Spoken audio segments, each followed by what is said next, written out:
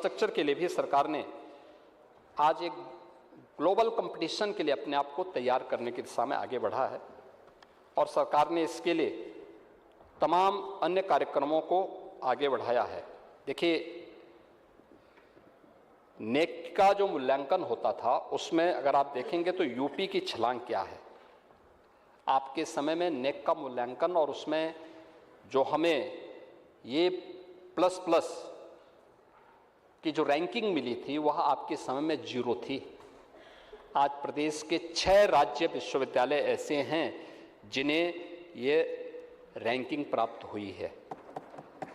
नेक accredited संस्थान में जो पहले 95 से कम थे, आज उनकी संख्या 158 हुई है और नेशनल इंस्टीट्यूशनल रैंकिंग फ्रेमवर्क में NIRF में ये संख्या आपके समय में 32 थी, आज ये बढ़कर के 158 हुई है और वैश्विक मंचों पर QS रैंकिंग में प्रदेश की अपनी एक नई पहचान स्थापित हुई है।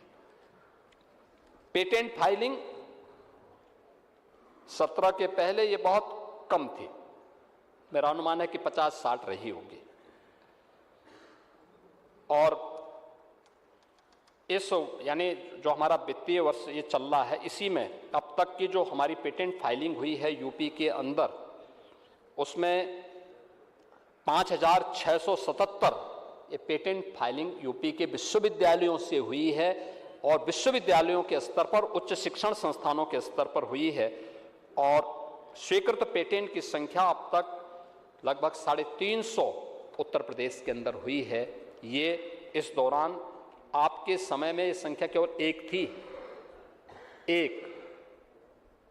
आप लोग जो बड़ी हाई फाई की बात करते हैं उसमें और आज क्या अंतर है, ये आज इसके माध्यम से हम लोग देख सकते हैं और इसको हम लोगों ने कैसे आगे बढ़ाने का काम किया है।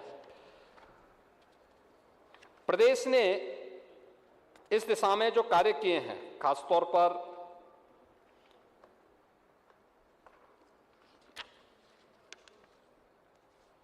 आप प्राइवेट विश्वविद्यालयों की बात भी कर रहे थे और मुझे लगता है कि आपके समय में जो प्राइवेट विश्वविद्यालय बने थे, हमें किसी के बारे में वो नहीं करना कोई टिप्पणी नहीं करनी, लेकिन भेदभाव होता था। हमारे समय में भेदभाव नहीं होता है। हमने एक पॉलिसी बनाई, पिक एंड चूज नहीं किया, एक पॉलिसी बना दी। इस पॉलिसी को जो भी नियमों का पालन करेगा हम मान्यता देंगे।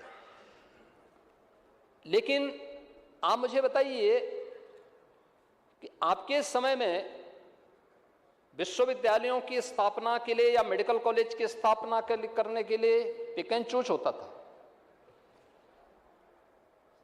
6 कमिश्नरी हमारी ऐसी थी जहां कोई विश्वविद्यालय नहीं था, जिसमें सहारनपुर कमिश्नरी थी, मुरादाबाद कमिश्नरी थी, मिर्जापुर कमिश्नरी थी, अलीगढ़ कमिश्नरी थी, आपके देवीपाटन कमिश्नरी थी और आजमगढ़ कमिश्नरी थी। हमारी सरकार ने पहले चरण में ये सभी 6 विश्वविद्यालय और ये 6 विश्वविद्यालय भी इस रूप में दिए हैं। मां शाकंभरी के नाम पर सहारनपुर में विश्वविद्यालय की स्थापना का कार्य हमने किया, वहां प्रारंभ हुआ, विश्वविद्यालय प्रारंभ हो चुका है। देश की आजादी के लिए योगदान देने वाले राजा महेंद्र प्रताप सिंह, इन्होंने ब्रिटिश भारत में जब ब्रिटिशर का शासन था उस समय एक स्वतंत्र सरकार का गठन भारत के बाहर रह करके किया था। इन महापुरुष ने देश के अंदर आने के बाद, आजादी के बाद जब वापस आए, इन्होंने तमाम टेक्निकल इंस्टीट्यूशन बनाए, तमाम संस्थानों की स्थापना की और अलीगढ़ मुस्लिम विश्वविद्यालय की स्थापना के लिए भी जो बड़ा योगदान था उनमें राजा महेंद्र प्रताप सिंह जी का भी था। आप लोग कभी इन महापुरुषों का सम्मान नहीं कर पाए, इनका स्मरण नहीं कर पाए। देखिए, वोट बैंक की राजनीति अपनी जगह है, लेकिन हम महापुरुषों का भी सम्मान नहीं करते। यानी अब आप लोग वो भूल गए। लोहिया जी का नाम लेते हैं लेकिन लोहिया जी के आदर्शों को नहीं अपनाएंगे।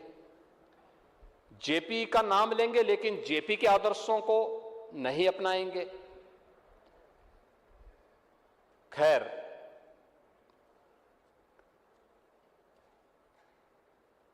महाराज सोहेलदेव के नाम पर आजमगढ़ में विश्वविद्यालय है। ये डबल इंजन की हमारी सरकार ने बनाया है। बन गया विश्वविद्यालय, प्रारंभ हो चुका आजमगढ़ में विश्वविद्यालय। आप जाइए एक बार राजभर जी लेके जाइए पांडे जी को भी। गए थे? नहीं, अभी मैं आ रहा हूं, अभी तो उस दिशा में भी। मां विंध्यवासिनी के नाम पे प्रयाग आपके मिर्जापुर मंडल में विश्वविद्यालय बन रहा है, और उस मंडल में दूसरा विश्वविद्यालय भी अधिनियम पारित हो गया है। भदोई में भी काशी नरेश विश्वविद्यालय की स्थापना भी सरकार ने बना दिया है।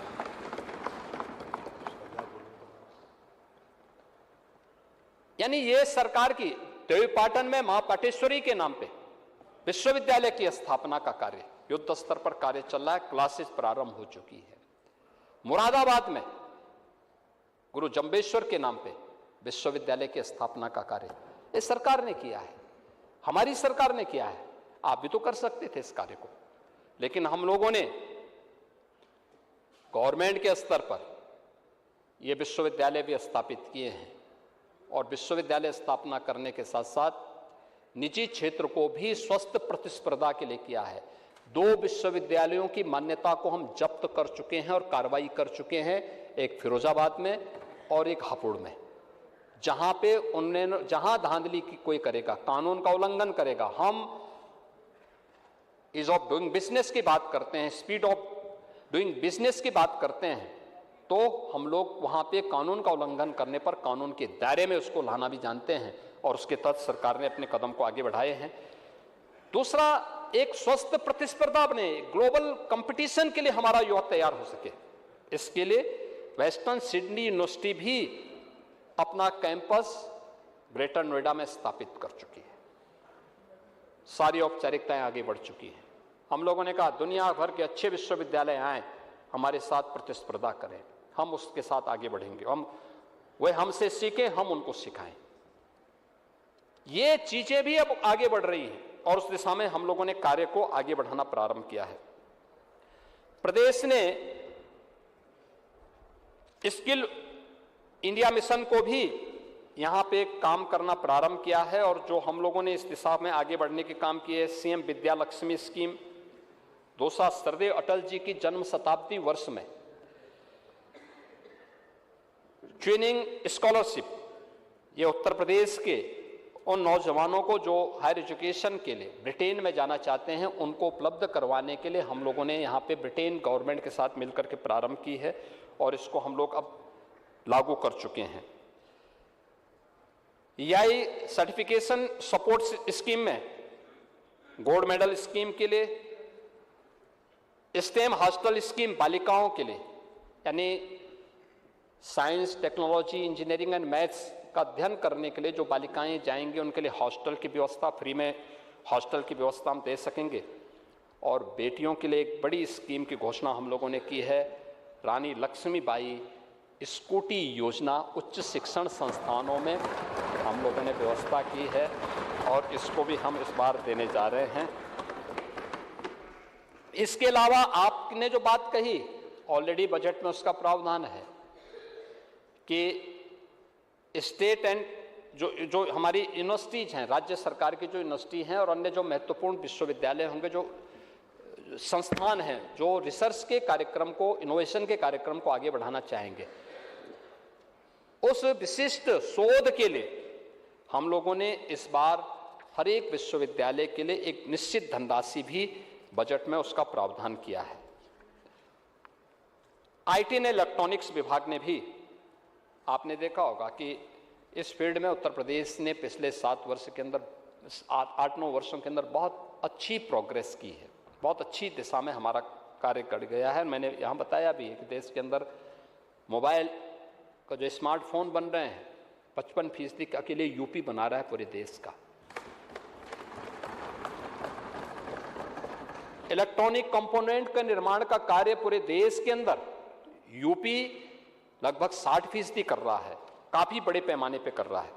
और इसमें हम लोगों ने अब जो वैश्विक निवेश के लिए सेमीकंडक्टर क्षेत्र की अग्रणी कंपनियों ने भी अब यूपी के अंदर निवेश करना प्रारंभ कर दिया है।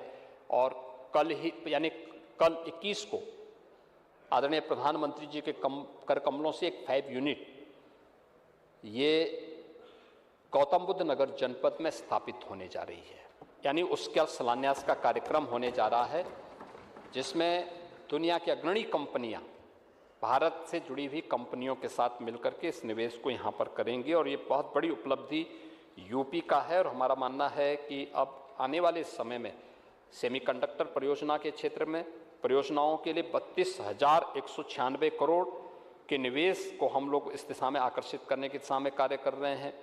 इलेक्ट्रॉनिक मैन्युफैक्चरिंग के लिए भी एक बड़े उसका प्रावधान यहाँ पे किया गया है और उस पर हम लोग सरकार वो करेंगे। आप देखें तो आप 15-16 में प्रदेश के अंदर कुल आईटी के फील्ड से जो सॉफ्टवेयर डेवलप होते थे वो केवल 15,000 करोड़ रुपए के ही यहाँ से एक्सपोर्ट हो पाते थे। आज इनकी संख्या 75 से 80,000 करोड़ तक पहुंची है, अकेले यूपी यहाँ से एक्सपोर्ट कर रहा है। स्टार्टअप कल्चर आपके समय थी ही नहीं। आप स्टार्टअप कल्चर क्या करते? आपका स्टार्टअप कल्चर तो कट्टा और क्या बोलते हैं उसको कट्टा बम। वो तो बड़ी इंडस्ट्री हो गई थी।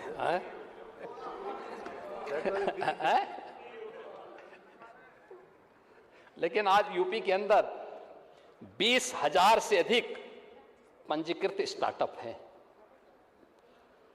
और इसमें से लगभग आधी स्टार्टअप का नेतृत्व महिलाएं कर रही हैं।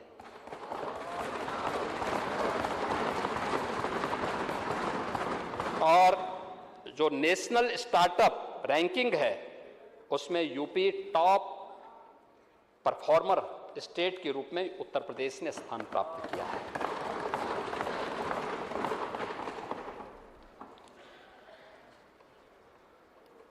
EI प्रज्ञा पहल, ये नागरिकों और कार्मिकों के EI प्रशिक्षण में ये तमाम बड़ी कंपनियों के साथ मिलकर के हम लोग इस दिशा में कार्य कर रहे हैं, इसके प्रशिक्षण के लिए कर रहे हैं।